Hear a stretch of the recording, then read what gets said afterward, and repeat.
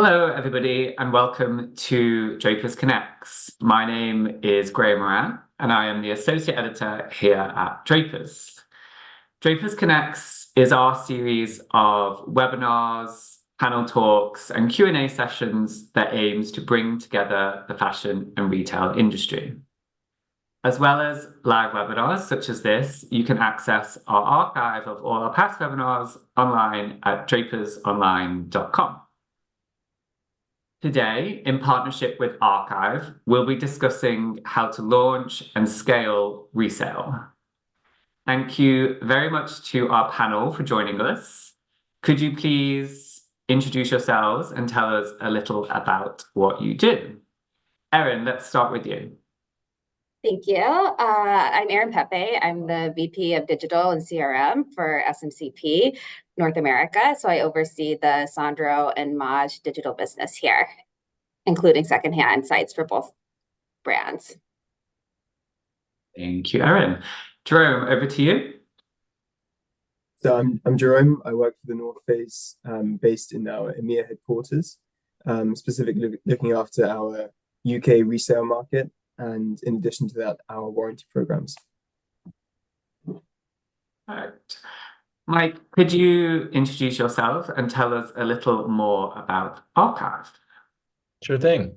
Hi, everyone. I'm Mike Horgan. I head up partnerships for Archive. So I have the great privilege of working with people like Erin and Jerome to help their brands pursue a resale strategy.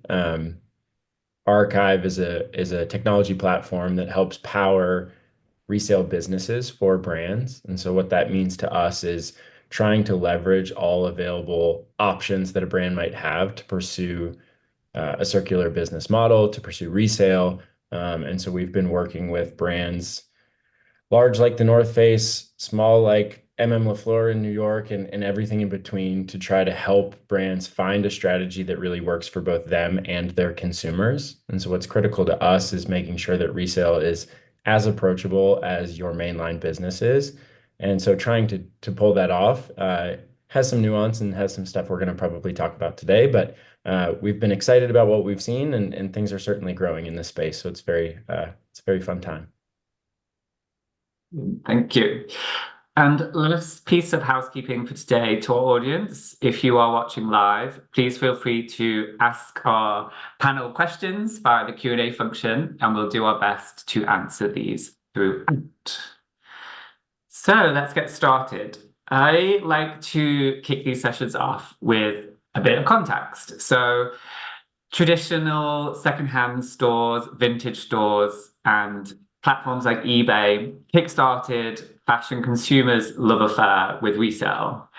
Fast forward to today, and there's platforms like Vestiaire at the luxury end of the market through to Depop, Vinted, Grailed, many more that I can think of, all dedicated to peer-to-peer resale.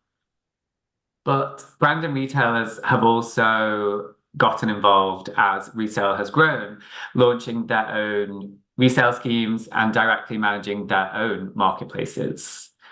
This growth has sent the business model into the mainstream, arguably, while incoming sustainability legislation will drive all fashion businesses to act to extend the life of fashion items. So it's a very timely conversation, hopefully. I wanted to start by asking our panel a little about that context and where they see resale today. Jerome, how have you seen consumers' view of resale evolve? And would you say resale has gone mainstream, to use the word that I used earlier? Yeah, so Graham, I think it all depends on what the definition of mainstream actually is, because I think resale specifically has always existed within retail, just with different levels of desirability over the years. And to add to that, I think it's also massively market dependent. So I think within the UK, where consumers are quite close to traditional resale outlets, so for example, charity shops are super common here in the UK. In the US, thrift stores are also part of the day-to-day. That kind of first barrier to entry for resale, which is perhaps the misconception that secondhand is worse quality or less desirable, has already been broken down a lot in these markets. Whereas we have other markets where that barrier or that misconception still exists.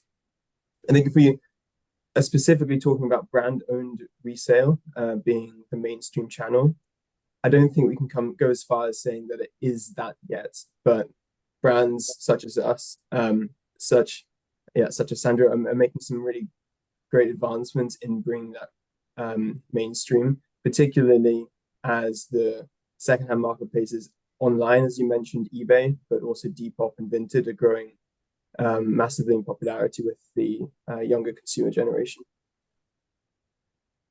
We were just talking in preparation for this session about how just a few years ago we never thought about buying secondhand shoes, but now that has become much more common, and it's that kind of breaking down of this thought process of what secondhand or resale means when it comes to clothes. Erin, what do you think is driving the growth in the resale market and kind of that interest from consumers that we've seen change? Oh, honestly, I think it's the younger generations and having them be more socially conscious of the impact it's having on the environment. And there's not the stigma that they used to be. And for fashion brands, vintage was always very, very chic, but secondhand wasn't necessarily, where the younger generations are changing that quite abruptly. So, that's great because it's really the best way to have the biggest impact on the environment. To do away with that waste and to give clothes a second life. So we've always embraced that at Sandro and Maje, and our customers have too. So it's really great to see that at a wider scale, and having that younger generation keep that as a part of their lifestyle too, and it's spread to every age. Mike, you work with, as you said at the beginning, you work with lots of different brands and retailers in the resale space. How have you seen their approach to resale change over the years? How have they responded to this rise of other businesses kind of taking their share of resale, maybe?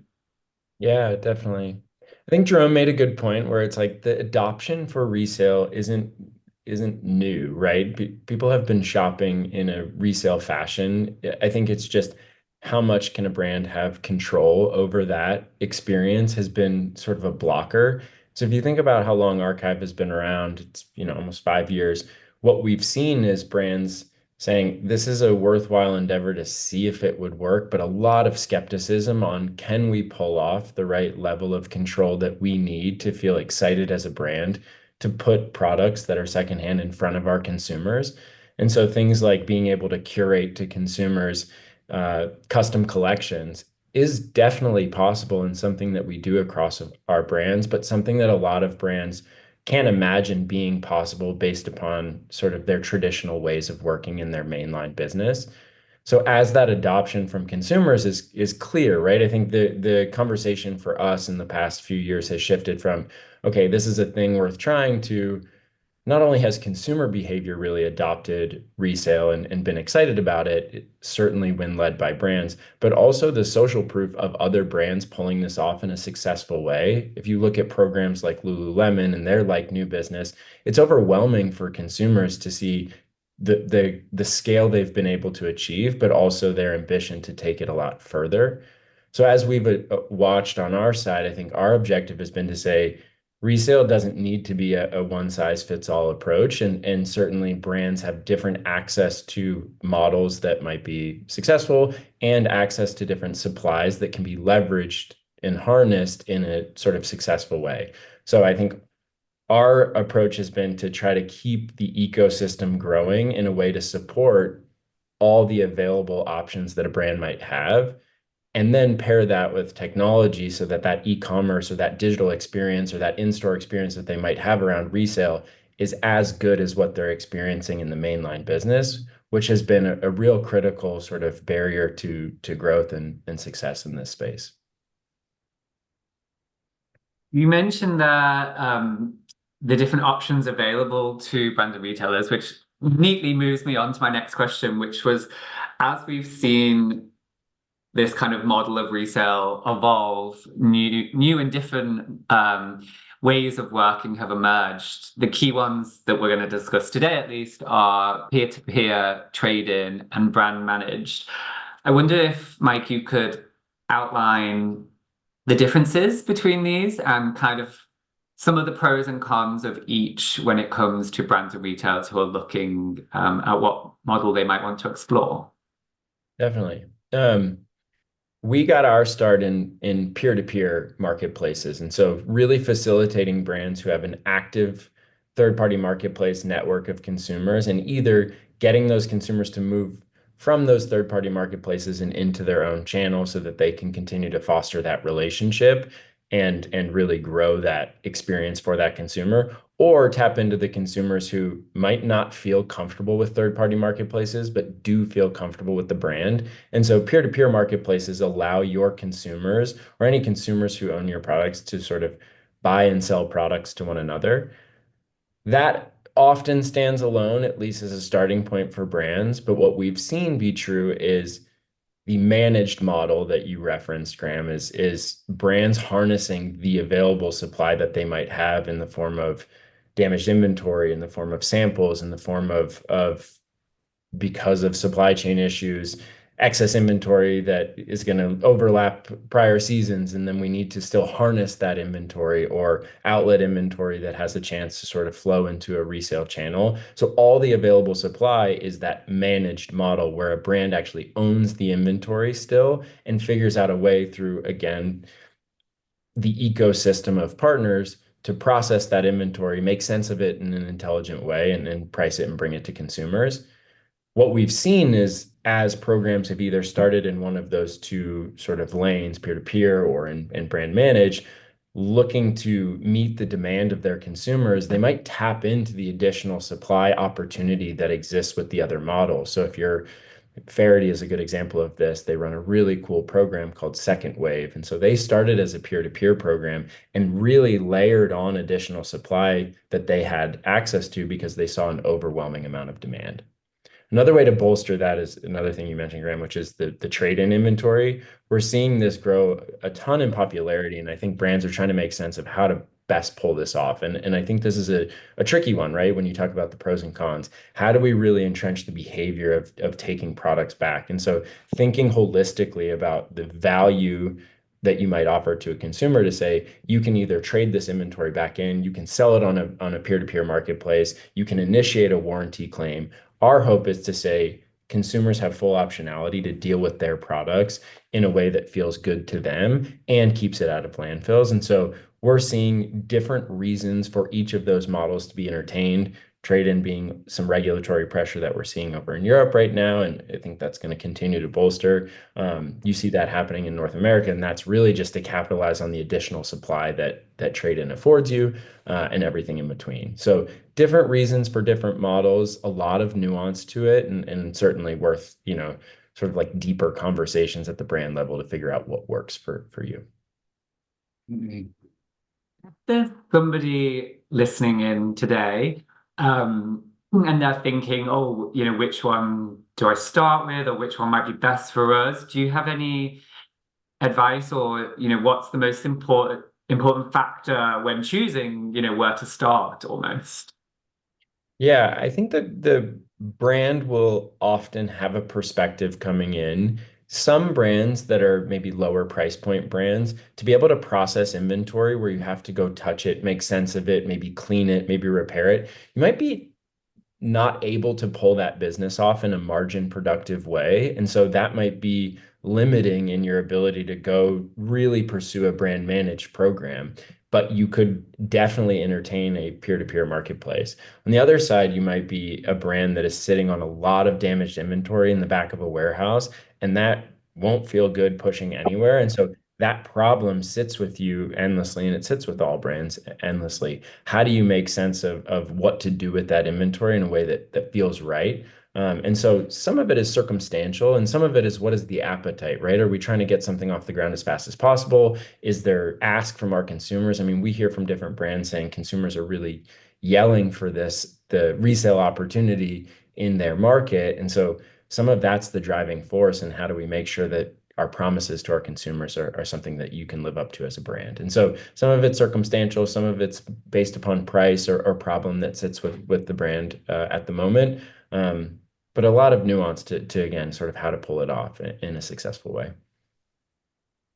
So you mentioned how at certain stages brands and retailers can grow their offer into a mixture of, peer-to-peer and etc. That sounds, as you kind of alluded to, quite complicated with all these sort of different channels. Do you have any advice around that?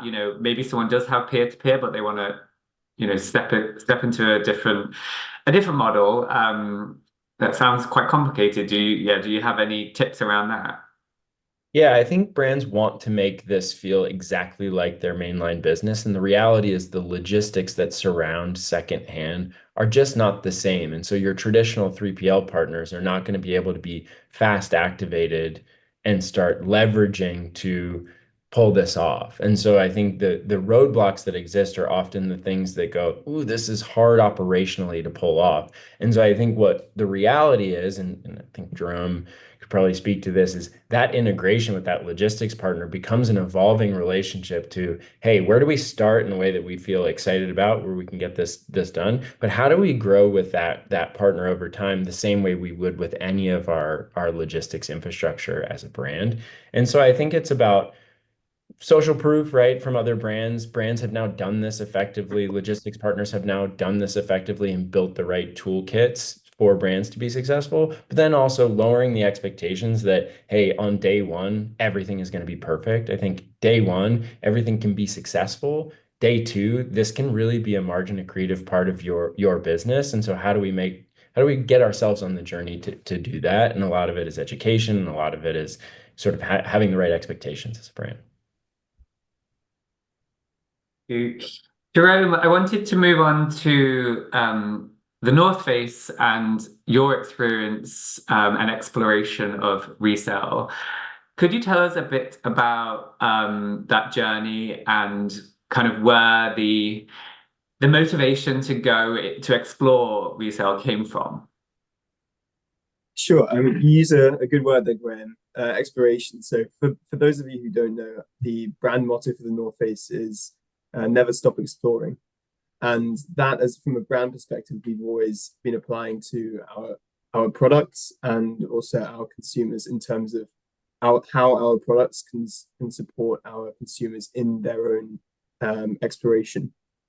I think where we've then turned our attention is to how we can apply that brand motto, that brand ethos, also to our products. So how do we stop the products from never stop exploring?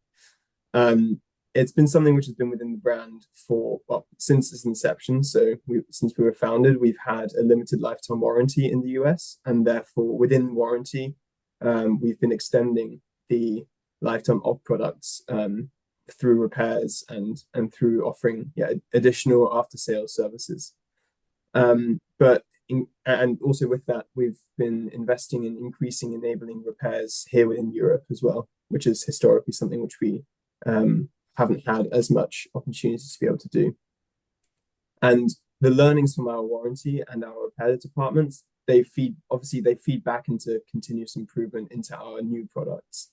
But inevitably, we do still receive product back to us under those programs, which come back to us as damaged or slightly defective products, which we cannot then sell as new. So to Mike's point, which he made earlier, we've been accumulating inventory in our own warehouses, which we're not able to sell as new, and we historically haven't found a solution for either. At the same time, we also are completely aware that we're a relatively premium price point brand when it comes to supporting exploration, and we know that for some customers is also a barrier to entry. So bringing that inventory, which we have, which has been sitting in our warehouses, refurbishing it, reinvesting it, and then actually being able to offer it to our customers through resale channels and through the brand operated resale channels at a lower price point has also been a motivation for us to speak to a completely new customer segmentation. So this has kind of been our journey up until this point, and to Mike's point as well earlier, it's been a long journey of learning as well and optimization with those third party logistics partners who we're working with in the UK and also in the US. Thank you. And Erin, your business is a little newer to resale. Let's start at the beginning. For you, why did you decide to explore the resale channel? Well, something that was very natural for the brands, first of all. We knew Sandro and Maje were both heavily resold on other sites online, and we wanted to offer our customer an experience where they knew they could get more value for what they were selling, and from a trusted source, so that fans of the brand knew they were getting quality from where they were purchasing through. Our teams personally look at every photos of every item that are being sold to authenticate them. We also validate them in our portal with the internal SKU that are on the tag, so that the customers who are purchasing can feel good about getting an authentic piece, that the quality is what it should be, that matches, the season and the style that it should be.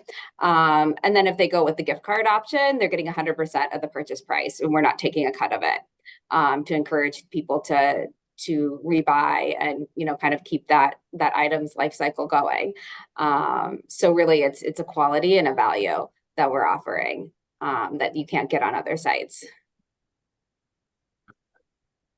Jerome, for a business like the North Face, which obviously launched in the 60s and since 2000 has been owned by a much bigger company, VF Corp. I imagine it could be difficult to, launch new solutions such as this and to kind of drive that change within large companies and traditional operations, let's say.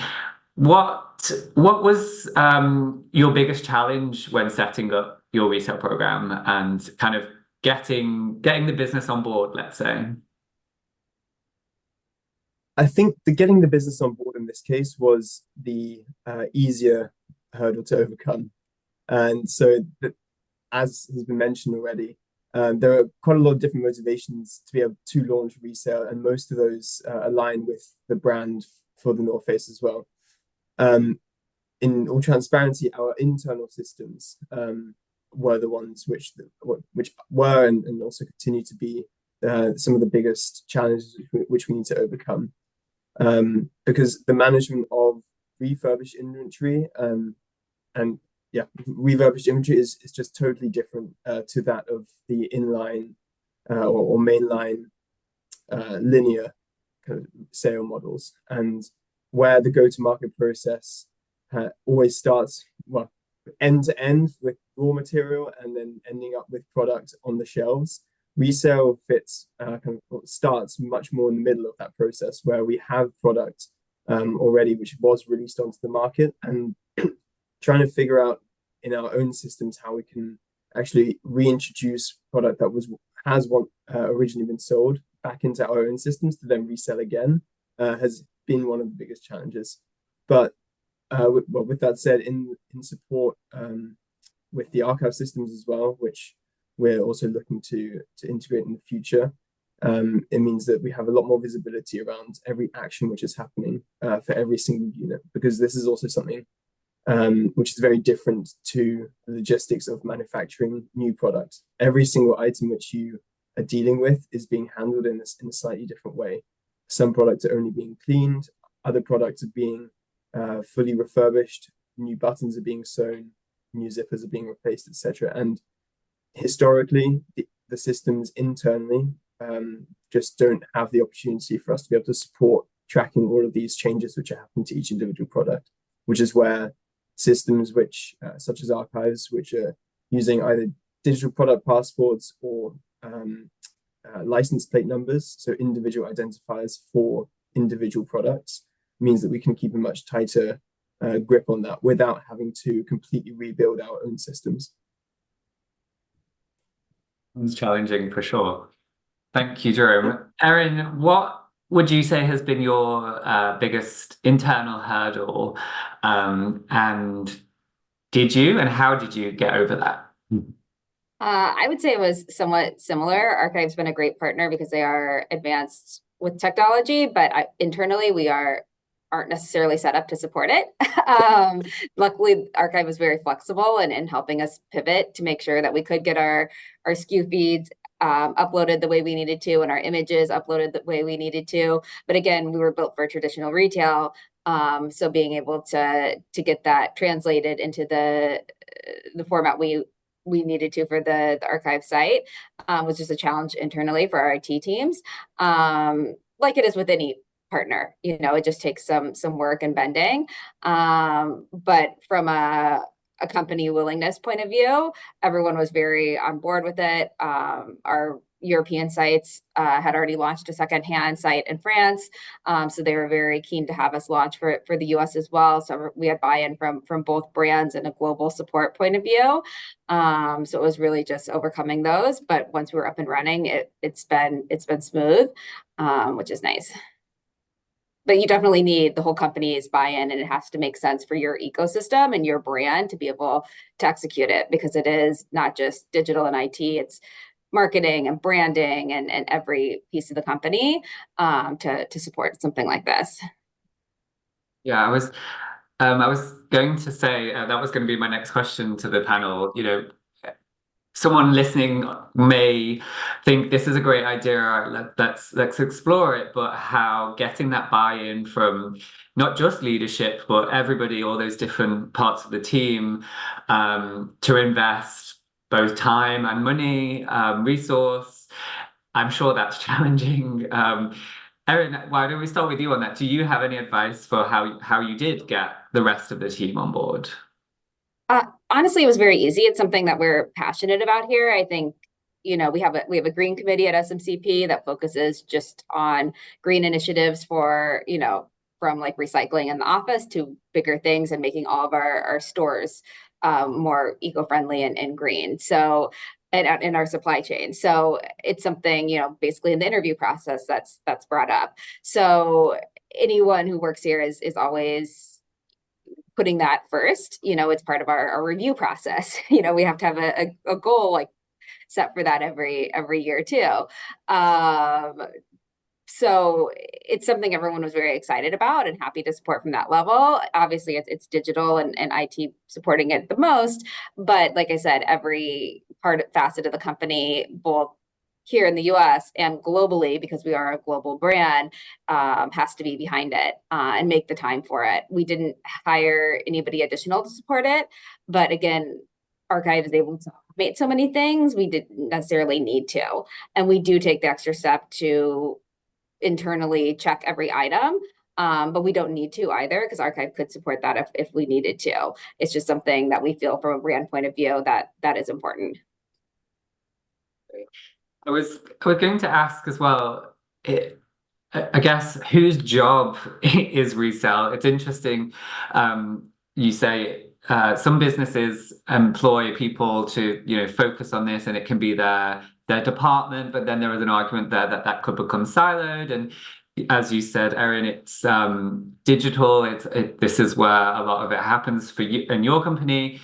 How do you whose job is it in your opinion, and how do you make sure that everyone is aligned? I think it depends on the size of the company, honestly, because I'm sure North Face is much bigger than our secondhand sites, just looking at theirs. So Jerome, I'm sure you have a whole department that works on it, while we have people that it's part of their jobs rather than they're dedicated. Right, yeah. So in our case, we're split by region, and at the moment, as a brand, are working quite regionally. Here within Europe, I'm sitting within our D2C team as a more dedicated resource. Although with that said, I've had to work massively cross-functionally to connect the right teams who can support in the cases of digital, in the cases of supporting in the supply chain, and of course with our own distribution centers. So in one sense, I'm a dedicated resource in looking after the launch and expansion of the program within the brand. But by no means is this a one-man job. And to add to that, yeah, we have had to massively rely also on the specializations of each of those teams to be able to advise us with the best approach to take in many cases. But yeah, that's how we're currently set up. And I'm sitting within the D2C team because we're launched as a branded resale platform. So a lot of the performance indicators, for example, which Graham and I will get onto in the next part, but we can then adapt from our D2C KPIs to our renewed program as well, because ultimately they sit in parallel rather than in competition to each other. I'm sure that super insightful to those in the audience listening, thinking how do we go about this? To circle back, Mike, I wanted to also come to you on that question of getting buy-in. If someone listening really wants to give this a go, or they want to scale what they've already got, what advice do you have in terms of that, getting that buy-in from leadership? Yeah.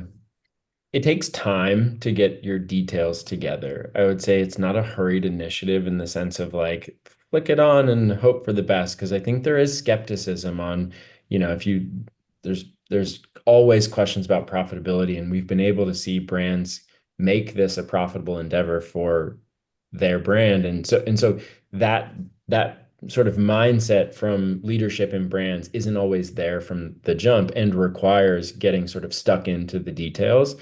I think the concept of Jerome even working inside of the D2C arm of the business is a shift we've seen happen in the last few years, as brands have gone from, this is an initiative that has some marketing potential, it feels right from a sustainability standpoint, to this is a critical demographic we're serving, and this is a supply we can serve them inside of underneath a P&L that's exciting. And so I think that shift means understanding all the levers to pull to make your P&L really work for this business.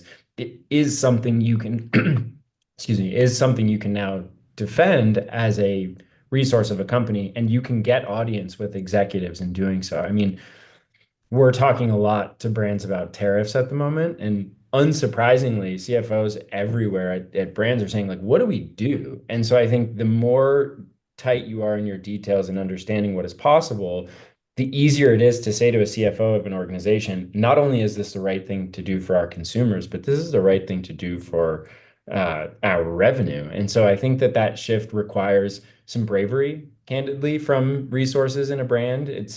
I always joke with executives, if you asked, folks at your brand to sort of raise their hand to run a resale business inside of your organization, you'd have 100 hands up, and likely they'd all be people who are passionate about buying and selling secondhand. And so I think there's sort of that, like, hey, I'm going to go jump off of this cliff, number one. But then number two, it's, hey, can I collaborate with the right resources? And that's people like us, for sure, to help with the details. But that's also, we see a lot of brands interacting with resources at other brands who have already, maybe they're further along, maybe they've opened up additional supply channels.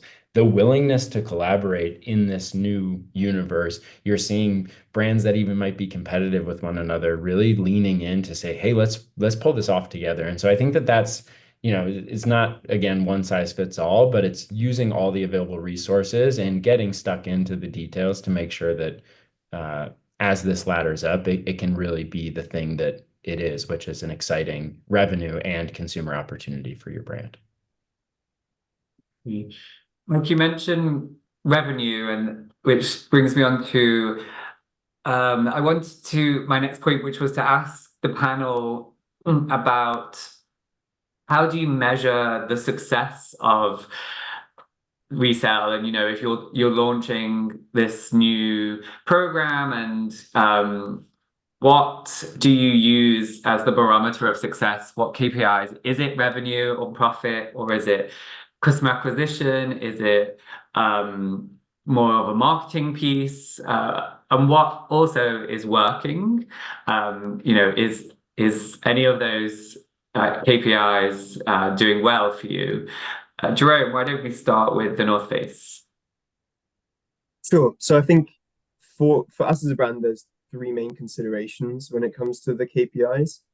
The first of them is our sustainability targets, and ultimately actually finding a solution for the inventory which we previously didn't have a solution for. And that's a KPI which we can tick the box for already, because we've found that through resale, and all of the inventory which we were previously accumulating, we are able to move through our 3PLs and then finally onto our end consumers. And I think that's the other point, right? It's a great program to be able to set up the logistics on the back end, but ultimately it's something which has to also resonate with customers. It means that they need to buy it and also keep it rather than returning it. And I think within that, there is the other KPI, which is using our regular e-com metrics. So the metrics around our return rates, our average order values, our average unit values, understanding how our resale program weighs up with that. And I think one of the really interesting things which we've seen here is that our return rates are no lower through the resale program than our mainline program in the UK, at least. And this is a super interesting metric, because evidently the way in which we're describing our products, the way in which we're cataloging the products, and the way in which our 3PL in this case is handling those goods means that we're capturing enough information all the way to allow the customer to purchase that product with the same amount of confidence as they would with our main website, where we've spent many years optimizing. And then to add to that, of course, there is revenue, which as a global program, it's a profitable stream of our business. But at least here within Europe, it's not the key driver for the reason why we launched resale. Of course, it's a massive added bonus, and particularly at this time, it helps us reinvest, double down into resale, and look at the future as well in a confident way, rather than it just being a marketing lever, which we might be wanting to pull. Thank you, Jerome. Erin, how are you measuring the success of your resale programs? Really, it's just the amount of customers that we're able to engage and the amount of, overall sales, but it's really more keeping them in our ecosystem. And our goal is for them to choose the gift card option so that they come spend it on our site and eventually in our stores. And it's really the best option for them too, because then they maintain 100% of the value that they're selling the item for. They do have a cashback option, but there is a small fee that Archive and SMCP takes for that. And it's really win-win there. So, we're peer-to-peer. We don't have the same setup that North Face does. So it's slightly different. But we've seen it be very successful, and it is profitable for both brands that way.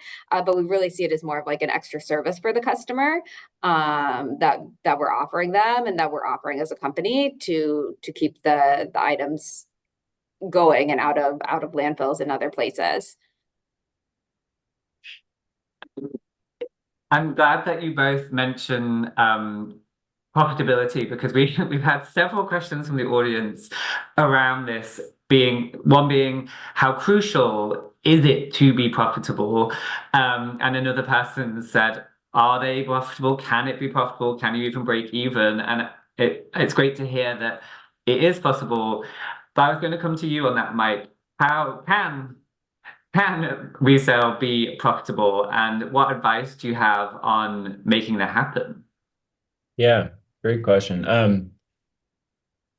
It's kind of in line of like, what are the KPIs? So if a brand approaches us and says, hey, here's what I'm trying to do. I'm trying to grow LTV with consumers. I'm trying to re-engage a lapsed consumer. I'm trying to just get rid of this inventory that is damaged in the back of a warehouse. Like, you're gonna sort of approach with KPIs that are related to your problem, right? That is like right in front of your face. And what I see a lot of brands do is they say, okay, for year one, here are the 1 to 10 KPIs that we might measure. And if those things prove to be true, let's double down into this business. And one of those levers that we hold ourselves accountable to, and we push brands to think about when we're partnering, is the long term, which is, we believe for adoption of resale to really be here, we need this to be a profitable channel. We need this to have similar margins as your mainline business so that you can unlock the marketing, you can unlock the concentration and energy and effort into these programs. And so I think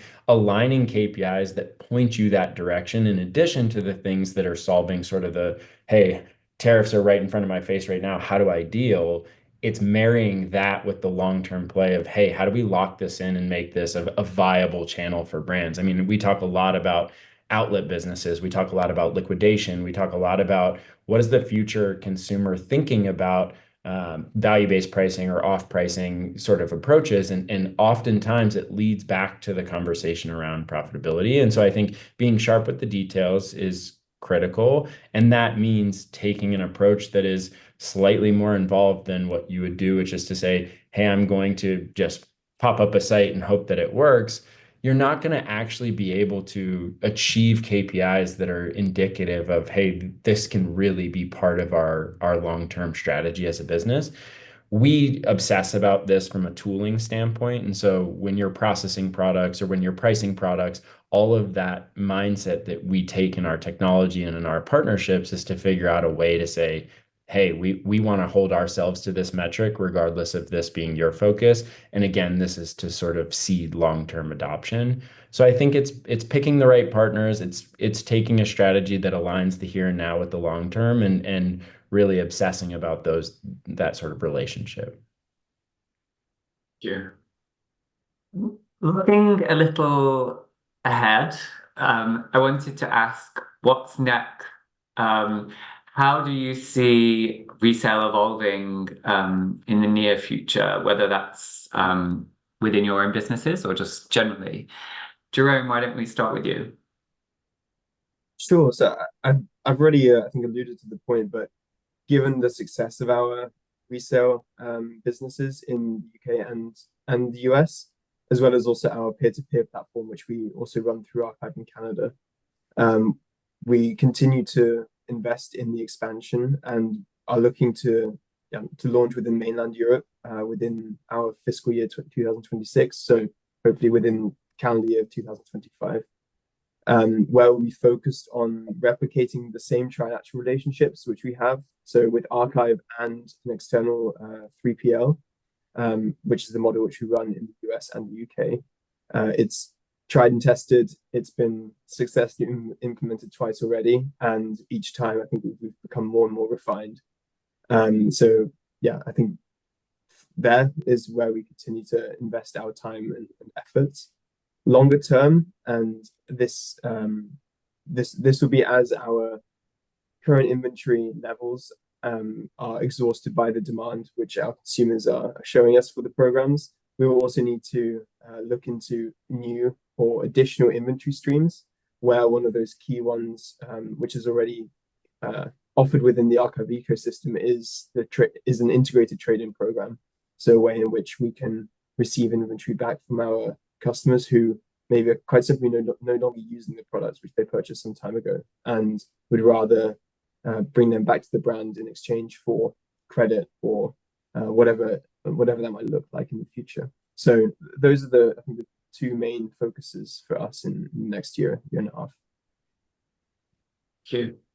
Erin, same question. What's next for your businesses in the resale space? I mean, honestly, I think resale has no place to go but up, particularly with some of these uncertain times for retail in the US in the coming months. I mean, prices are going up. We all know that from the tariff drama. So I think a lot of people will be looking to secondhand to make purchases, as well as looking in their closets as a source of income so that they can do more shopping. And we'll be ready to facilitate that. You know, I think it'll less waste overall, I think will be an unintended benefit of all of this. But I think the resale industry, you know, I'm happy that we're set up the way we are to be able to grow it more and more, because I think the consumer will be more hungry for it out of necessity, not just out of lifestyle choice. Definitely. Mike, I was going to ask you the same question, you know, as Erin said, this uncertain times, particularly with Trump's tariffs, how are you seeing where are you seeing resale headed, should I say? And to that point on tariffs, an audience member has asked, are you seeing people think about resale differently in light of current uncertainty that we're in? Yeah, it's on the minds of everyone, of course, tariffs are. But if you think about a way to service your consumers or demo your aspirational consumer who might be put off by your full price business, but looking for a way in, they're looking to those third party marketplaces already. And so I think brands getting clever about how in the times where our pricing strategy is going to be a bit unknown or nebulous, like how do we figure out a way to still serve that demographic that we're excited about, that we're excited to acquire? And if you can imagine not being hit with tariffs and tapping into an existing supply stream that already exists inside of the United States and won't face tariffs, I think can be a great way to still offer value to consumers and offer an exciting, proposition to consumers who are already on the hunt for that sort of approach. We're seeing a lot of executives who are a little bit slower to make a move to say, "Hey, now's not the right time." We've heard a lot of comeback on that to say, "Hey, now I think is the right time, right? This is our moment." And so I think it screams a lot like when supply chains got whacked during COVID. I think a lot of exploration took place, and so if we can make use of a not great situation for brands and pursue innovation, I think this is the moment that you can capitalize on as a brand. I guess another element that will definitely impact resale that's kind of a challenge to brands and retailers and a topic that everyone is talking about is obviously the sustainability legislation that is coming into action, or in some places it already is. Jerome, is that impacting how you as a business are thinking about resale? In terms of, is it speeding you up? Is it making you're already ahead than a lot of brands, I would say, in terms of some of the destruction of goods, etc. But how much is that driving your sustainability, your resale strategy?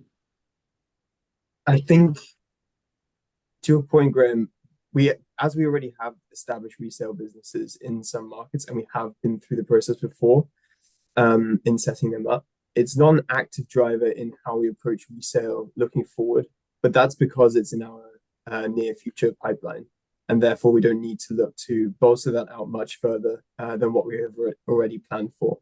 But with that said, though, I think it is absolutely a route which other brands need to be exploring.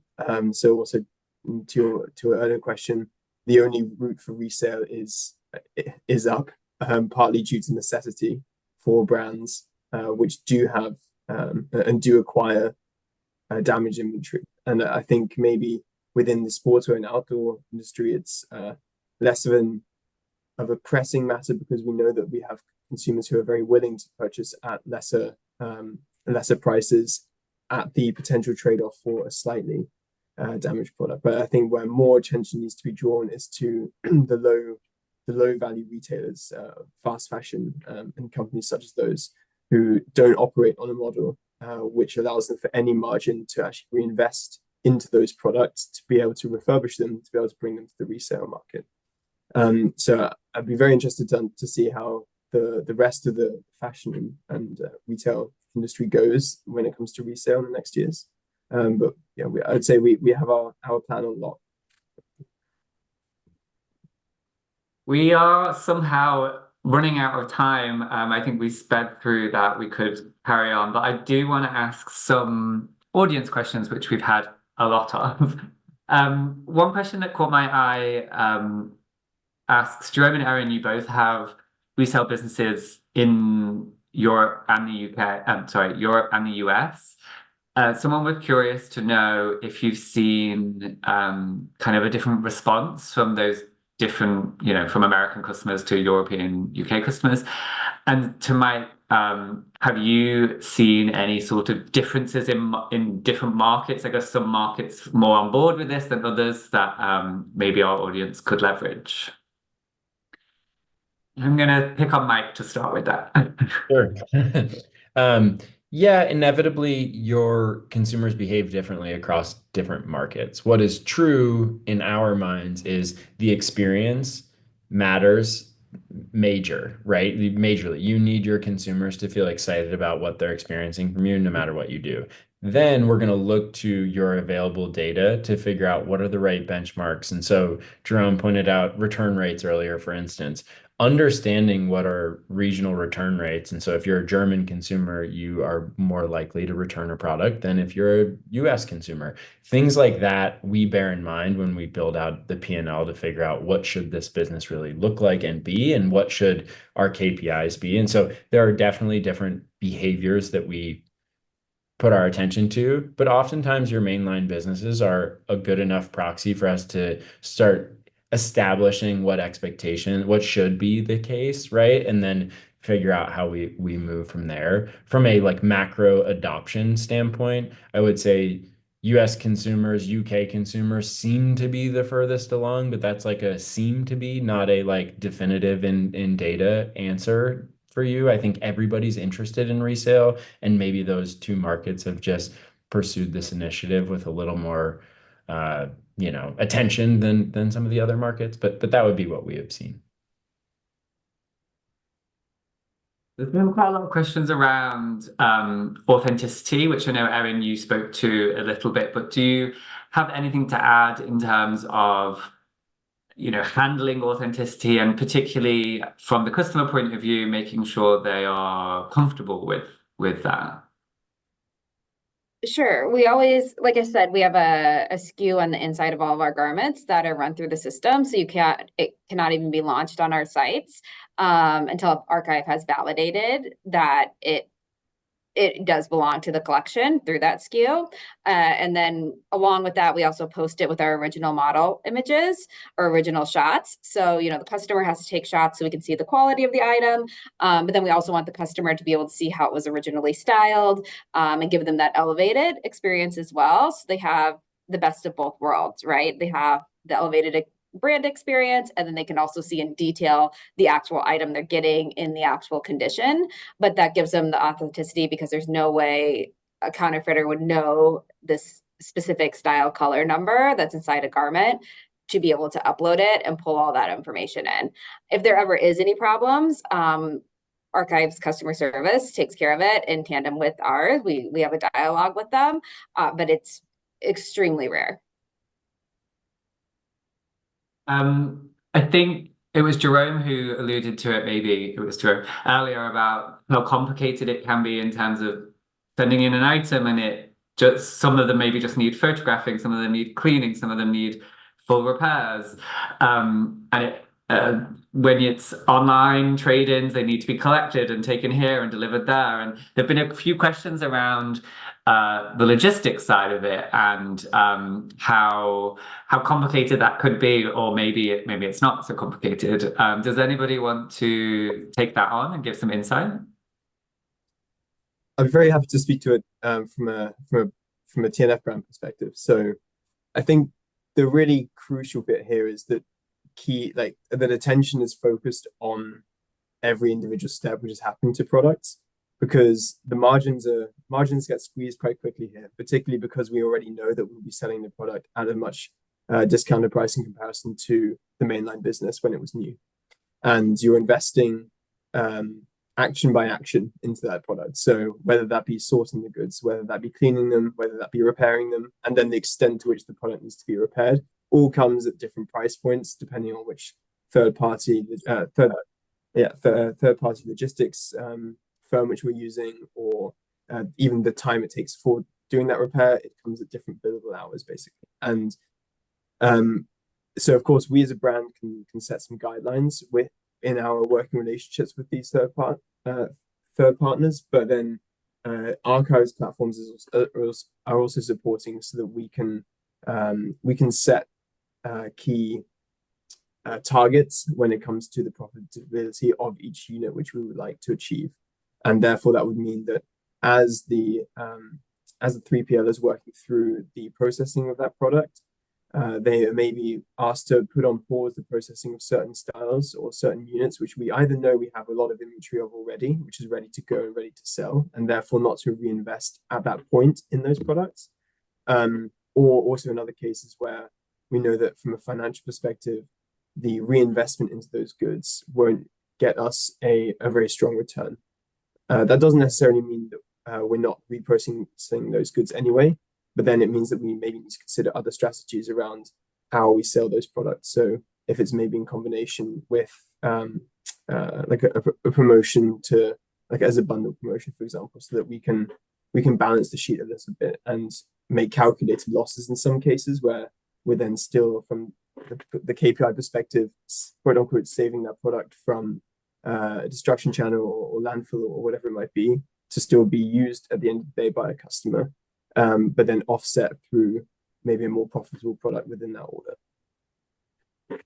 I would just add, because I think Jerome spoke to it, the ecosystem is a growing one, right? And what you do with your products is not going to be the same each and every time, tied to margin potential, tied to how things are selling. And so what we had to get smart about at Archive was to figure out a way to embed ourselves in a variety of logistics partners with the technology that is configured in partnership with the brand to make intelligent choices about that inventory. And since we know what is selling on the marketplace itself, and we know what brands want to do from a collection standpoint, we can, in technology, make a lot of smart choices about how to deal in that inventory. And I saw that in the Q&A, somebody was saying, how do you figure out, do you photograph it, do you touch it, do you not, and then make the margin work? Well, the reality is that's tech that's super straightforward to configure in partnership with your team to make smart choices. And then, to my point on year 1 to year 2, make adjustments as you go. We could be photographing less products because that's not impacting conversion rates, for instance. And so we might reduce our cost by taking down photography,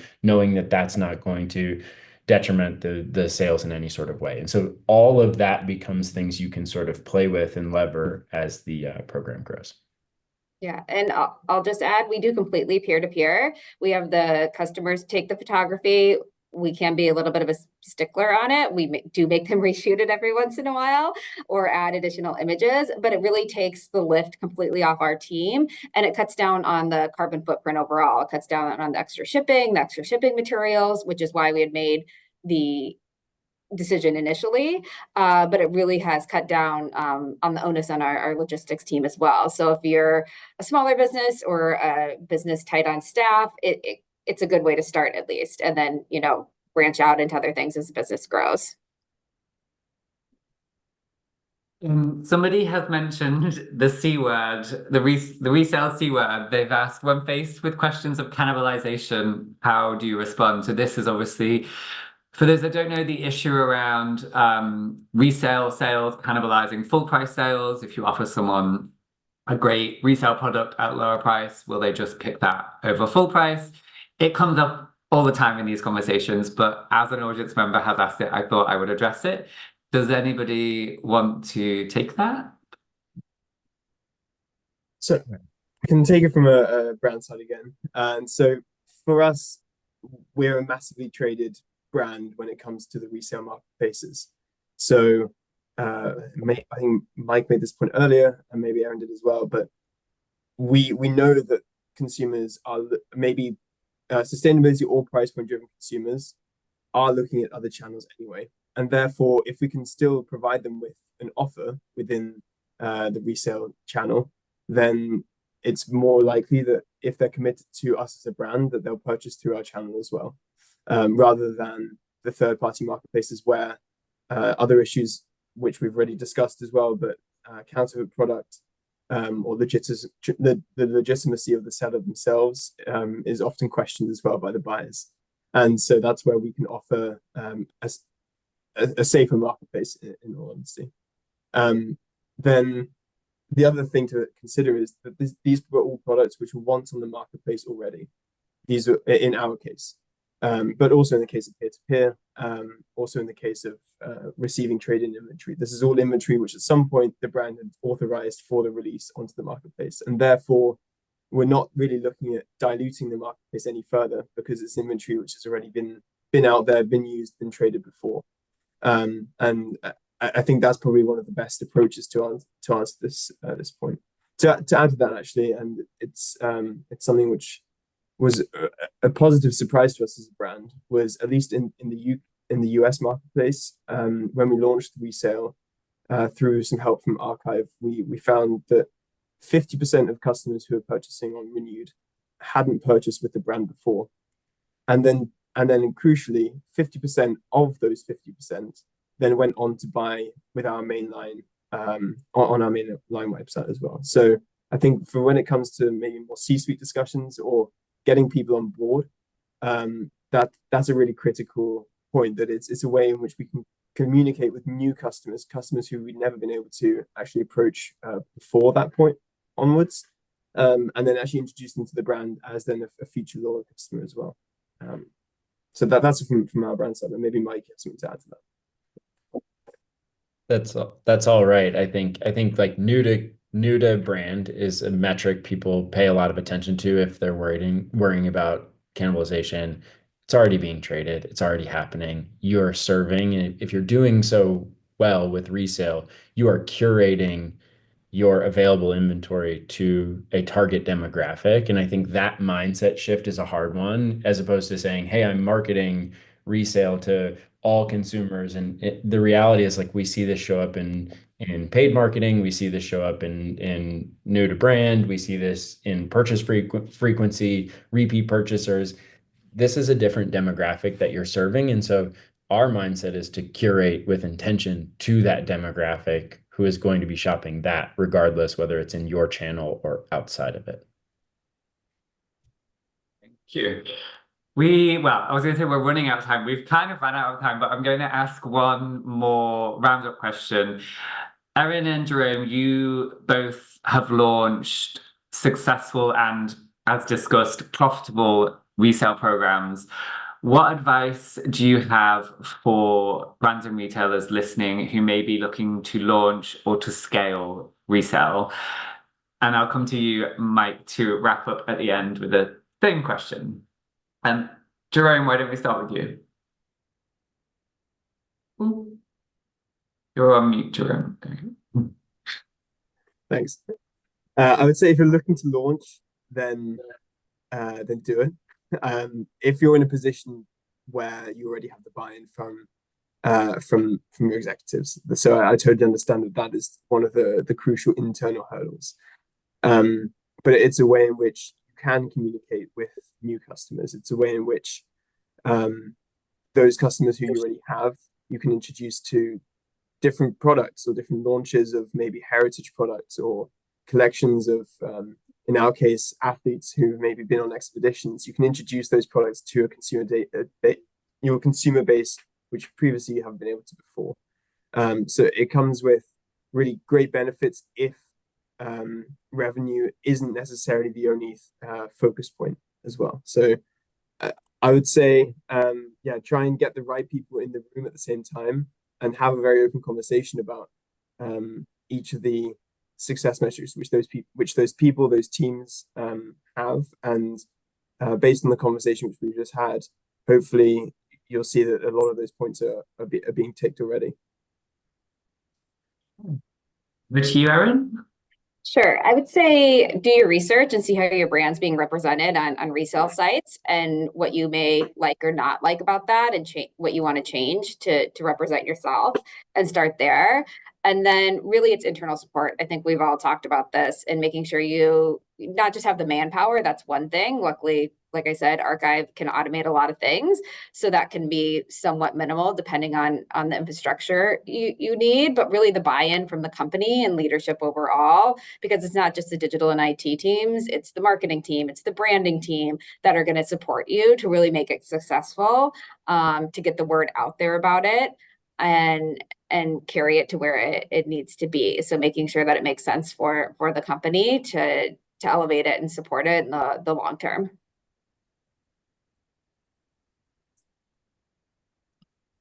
Now you're in yet. Over to you, Mike.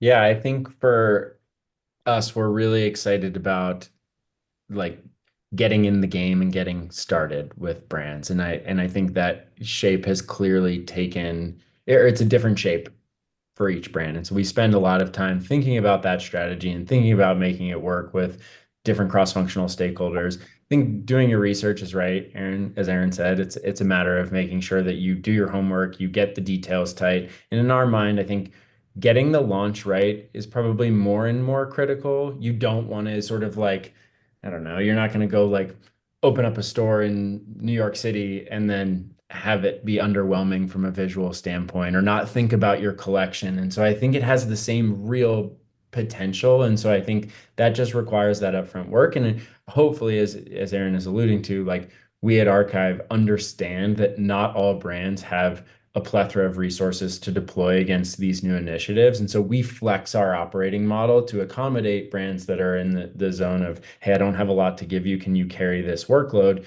All the way up to the brands who have said, I have a 10-person team to deploy on this, and I'm trying to make this a massive thing for my company. And so we try to flex everything in between. And so I think it's thinking about those details, what is possible, but also what feels right from a brand standpoint.